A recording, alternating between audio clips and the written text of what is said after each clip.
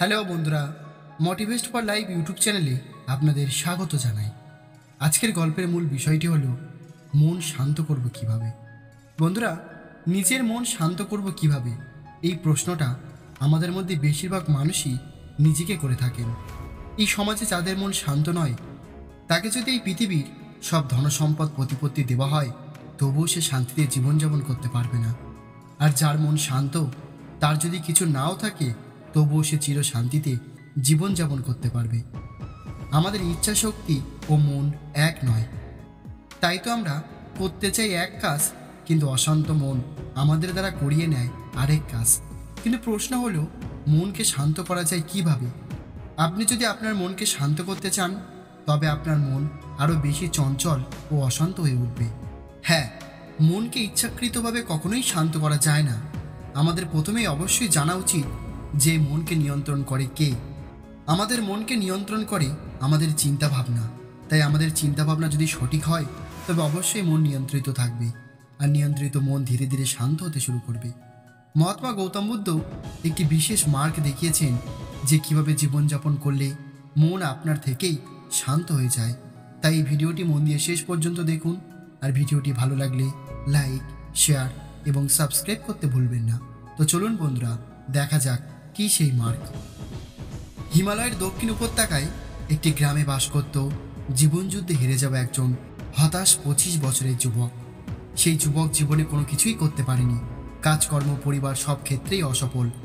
সে হতাশায় এতটাই ঘিরে ছিল যে সেই যুবক আজকাল কারোর সাথে কথাই বলতো না।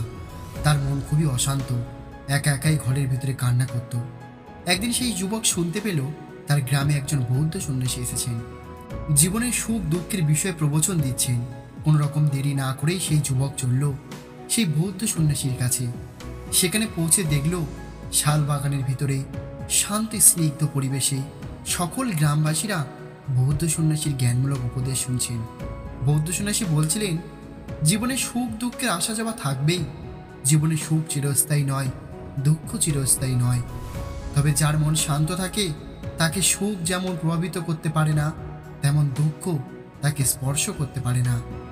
সে জীবনের প্রতিটা মুহূর্তে আনন্দ নিতে পারে, সে পরম শান্তি জীবনযাপন করতে পারে। এই বলে বৌদ্ধ সন্ন্যাসী তার প্রবচন শেষ করে আশ্রমে ফিরে গেলেন। সেই যুবক বৌদ্ধ সন্ন্যাসীর শেষ কথাগুলো শুনে যেন আশার আলো খুঁজে পেল।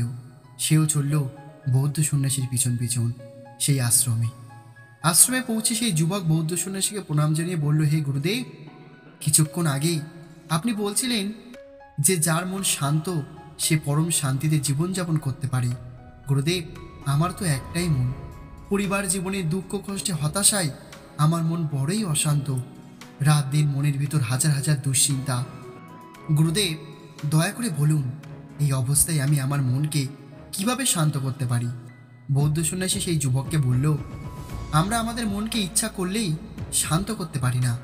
একমাত্র ধ্যান যোগে নিজের চিন্তাভাবনা এবং শ্বাস প্রক্রিয়াকে নিয়ন্ত্রিত করতে পারলে এই মন আপনার থেকেই শান্ত হয়ে যায়। তাই ধ্যান অভ্যাস করো, তোমার জীবন আনন্দময় হয়ে উঠবে।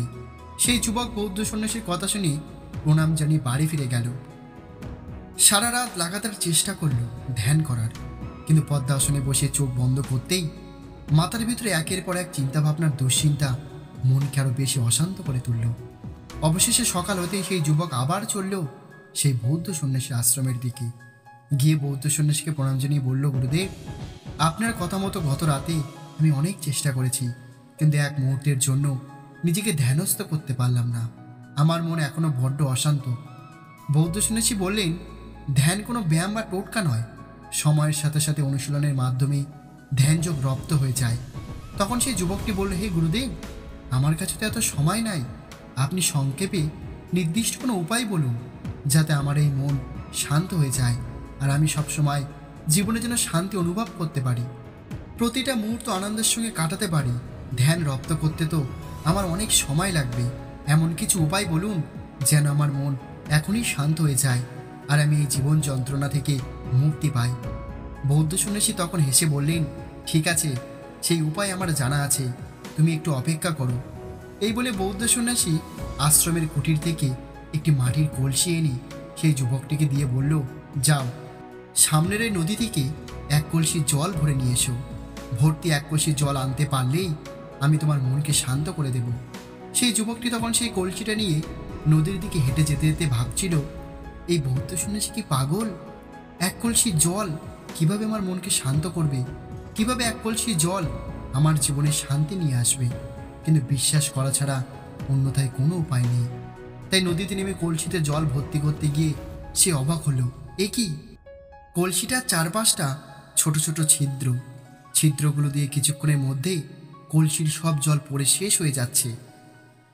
অনেক চেষ্টা করেও অবশেষে খালি কলসি নিয়ে সেই যুবক বৌদ্ধ সন্ন্যাসীর কাছে ফিরে গেলেন। খালি কলসি দেখে বৌদ্ধ সন্ন্যাসী জোরে জোরে হাসতে লাগলেন। বুদ্ধের হাসিটা দেখে সেই যুবক খুবই রেগে গিয়ে বলল, গুরুদেব, আপনি কি আমাকে নিয়ে মজা করছেন? ইচ্ছে করে ছিদ্র কলসি দিয়ে বলছেন জল ভরে নিয়ে আসতে? আমাকে নিয়ে কেমন ধরনের রসিকতা গুরুদেব? তখন বৌদ্ধ সন্ন্যাসী বললেন, প্রিয় যুবক, তুমি শান্ত হও আর মন দিয়ে আমার কথা শোনো। আমি তোমাকে যে কলসিটা দিয়েছিলাম সেটাই আমাদের মন স্বরূপ। তাতে 5টা ছিদ্র আছে: কাম, ক্রোধ, লোভ, প্রত্যাশা এবং মায়া। এই 5টা ছিদ্র যদি তোমার মনে থাকে তবে সেই মন কোনো সময় পূর্ণভাবে ধ্যানস্থ হতে পারবে না। সর্বপ্রথম সেই 5টা ছিদ্র তোমাকে বন্ধ করতে হবে। কাম, ক্রোধ, লোভ আমাদের নিজস্ব তৈরি করা এক বিশেষ অনুভূতি বা ব্যবহারিক বহিঃপ্রকাশ। প্রত্যাশা আমাদের তিলে তিলে গড়ে তোলা বিষযুক্ত জীবনের প্রাথমিক পদক্ষেপ। আর মায়া হলো আমাদের জন্ম পরম্পরায় নাম না জানা এক ভ্রান্ত ধারণা, যা আমাদের অন্ধ করে রাখে। আজীবন এই মায়ের বশে শুধু আমি আমি, এটা আমার, ওটা আমার বলে জীবন কাটায়। প্রিয় যুবক, প্রথমে আমাদের মনের এই 5টা ছিদ্রকে বন্ধ করতে হবে একমাত্র ধ্যানের দ্বারা। ধ্যান মানে কোনো ব্যায়াম নয় যে চোখ বন্ধ করে বসলাম আর ধ্যান শুরু হয়ে গেল। ধ্যান মানে নতুন পথ, যেখানে নিজেকে জানা যায়, চেনা যায়। যুবকটি তখন বলল, হে গুরুদেব, আমি দুঃখিত আমার এই ব্যবহারের জন্য। আসলে আমি না বুঝেই রেগে গিয়েছিলাম। গুরুদেব, এবারে আমাকে বলুন আমি কিভাবে ধ্যান শুরু করব। তখন বৌদ্ধ সন্ন্যাসী সেই যুবকটিকে বললেন, ধ্যান হলো এমন একটা বিষয় যা চাইলেই শুরু করা যায় না। ধ্যান ভাব আপনার থেকেই আসে। তুমি শুধু নির্জন স্থান দেখে শান্ত হয়ে বসো, চোখ বন্ধ করে নিজের শরীরের ভিতরে দেখতে থাকো, নিজের শ্বাসের গতিবিধি লক্ষ্য করো।